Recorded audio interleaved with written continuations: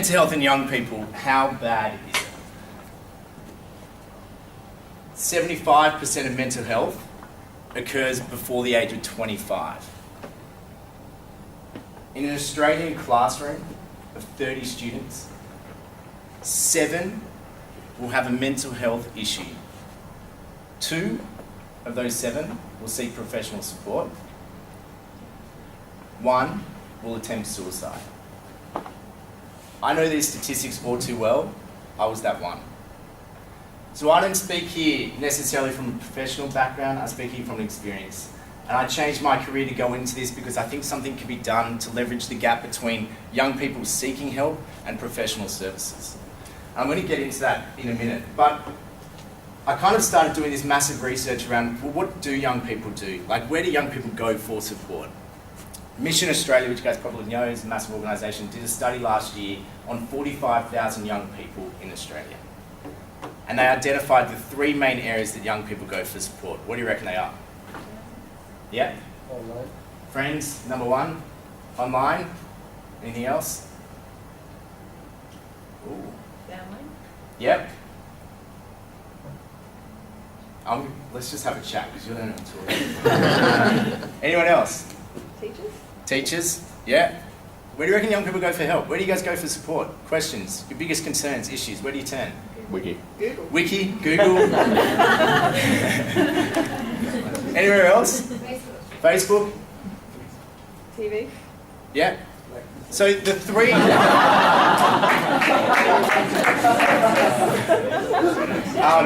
The 3 main places that young people turn for support. Number 1, friends. Number 2, parents. Number 3, family, friends or relatives. They're the 3 main... I'm going to do this. They called the thing, the research, you're probably wrong. And it literally goes into to talk about where young people turn for support and that type of stuff. These are the 3 main things. So how do you address, if you bring back, this is not just mental health, this is issues in general, on a big picture. So when we start talking about the specifics around mental health, how do you shift the conversation around it? How do you actually change that help-seeking behaviour within young people, right? So that's the kind of challenge that I guess everyone has to face. Talking. Give me a voice to the elephant in the room. Being comfortable to have a conversation. You guys in particular are in one of the highest risk industries for mental health. But I can guarantee that not many probably have a daily conversation about mental health. Or about how you're managing it. Why? Because the person next to you is probably not having the same conversation. Now what you do probably talk about is what law firm you're applying for. Or how you're going in your grades. And they're standard conversations, and that's generally what happens across the board. So I kind of went into more about, well, where do we go? There's a massive push at the moment about awareness raising with mental health. Everyone agree? Like, that's kind of what you're hearing. We've got to raise awareness around mental health and get people to know about it, what it is. From 2002 to 2010, they actually have shown that there's basically no change in stigma around mental health. No change at all. Despite the massive campaigns that happen, people's perceptions about mental health still haven't changed.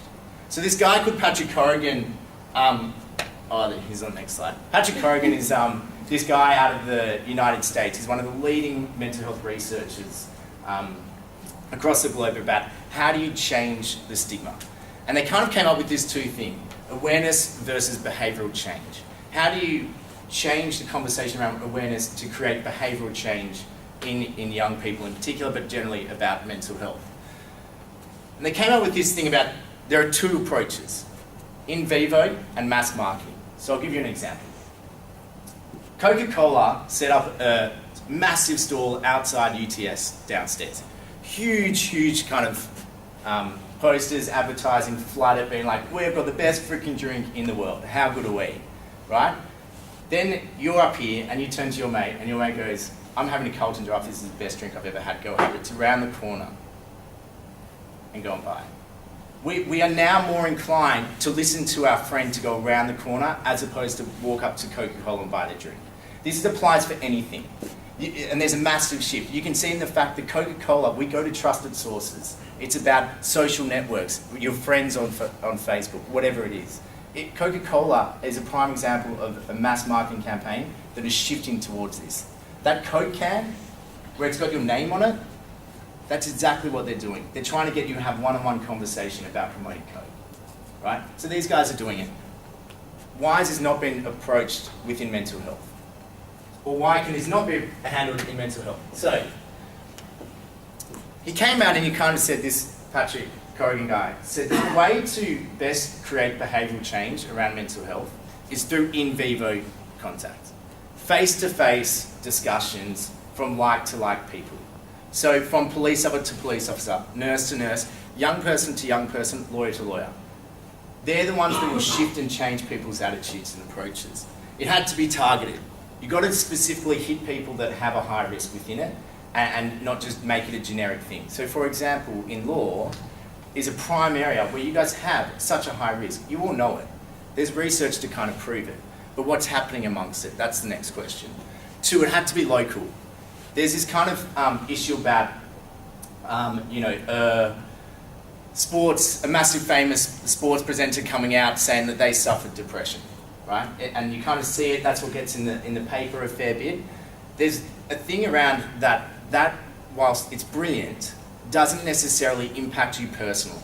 Now, if the person next to you in a group or in a family setting in your trusted network comes out and says that they've suffered through depression, you're more likely to be engaged by that story. So that's the kind of thing about being local. It has to be credible. Again, coming back to that trusted source, it has to come from someone that you trust. So,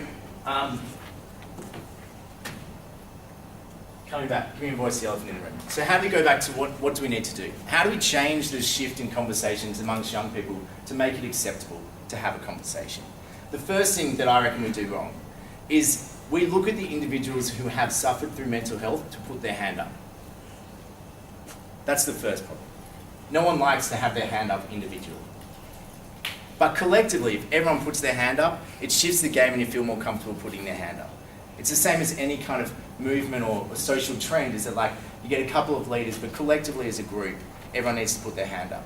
With mental health, I kind of look at it, if we look at kind of the gay marriage movement at the moment, is that it's now beyond that community trying to push their own agenda. It's now reaching out being like, everyone, they deserve equal rights. So everyone else take greater ownership and say that these people deserve the same rights that we have.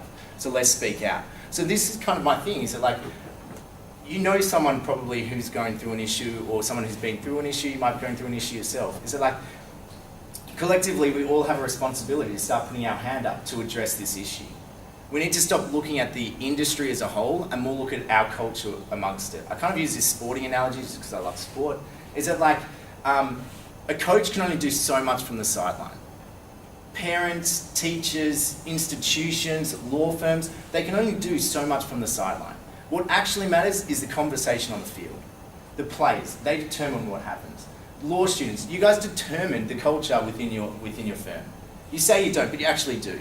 Like, it's the people within the building that determine what happens within that culture. You want to work long hours. You walk into it. That's what you choose to do.